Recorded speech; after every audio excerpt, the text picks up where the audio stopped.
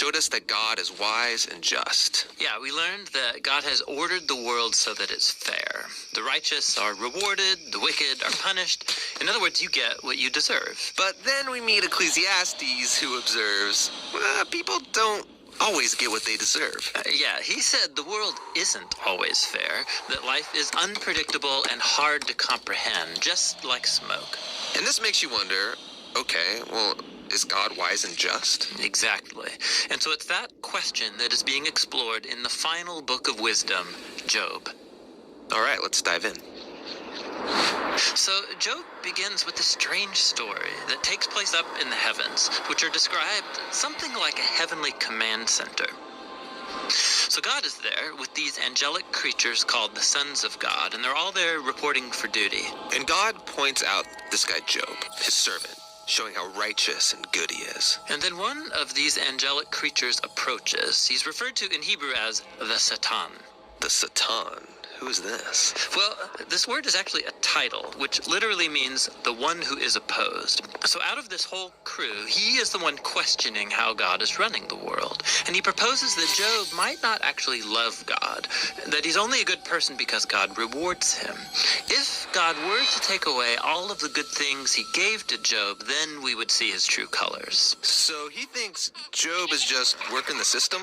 That's exactly right. Maybe he's obeying just to get what he wants. So God agrees to this experiment and allows the Satan to inflict suffering on Job.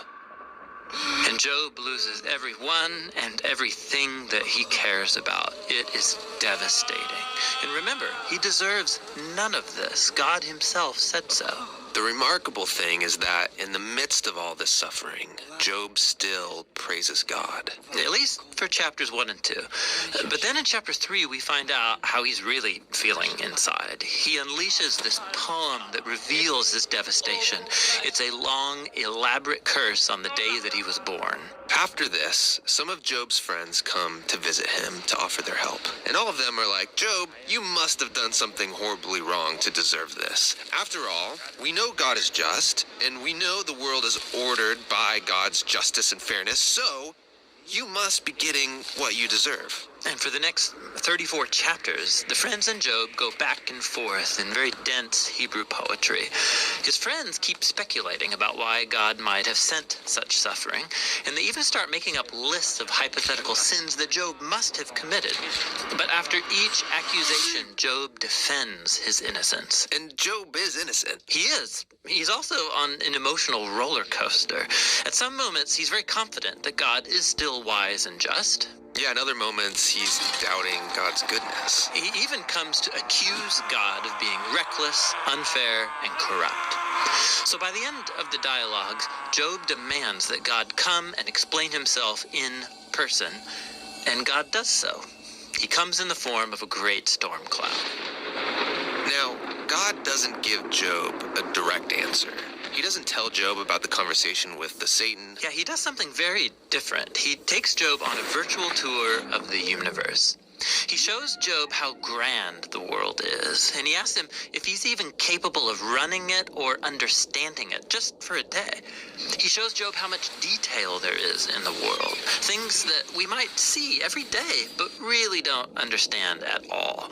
But God does. He knows it all intimately. He pays attention to the beauty and operations of the universe in ways that we haven't even imagined and in places that we will never see. Then to conclude, God shows Job two wondrous beasts and brags about how great they are. Yeah, they are dangerous. I mean, they would kill you without even thinking about it. And God says they're not evil. They're actually a part of his good world. And then that's it.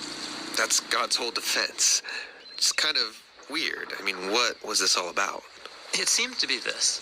From Job's point of view, it looks like God is not just. But God's perspective is infinitely bigger. He's dynamically interacting with a whole universe of complexity when he makes decisions. And this is what God calls his wisdom. So Job asking God to defend himself is actually kind of absurd. He couldn't comprehend this kind of complexity even if he wanted to. So where does this leave us? Well, it leaves Job in a place of humility. He never learned why he suffered, and yet he's able to live in peace and in the fear of the Lord. But that's not where the book ends, because after this, God restores to Job double everything he had lost. And this, again, is surprising. I mean, is this a reward? Is God saying, congratulations, Job, you passed this elaborate test? No, I mean, the whole book just made the point that Job losing everything was not a punishment, and so now getting it back isn't a reward. So why does he get it back? Well, apparently, God, in his wisdom, decided to give Job a gift. We don't know why, but what we do know is that Job is now the kind of person who, no matter what comes, good or bad, he can trust God's wisdom. And that's the book of Job, and the end of our wisdom series. These biblical books of wisdom are amazing. Each one offers a unique perspective on the good life, and you need to hear all of them together as you learn to live with wisdom and in the fear of the Lord.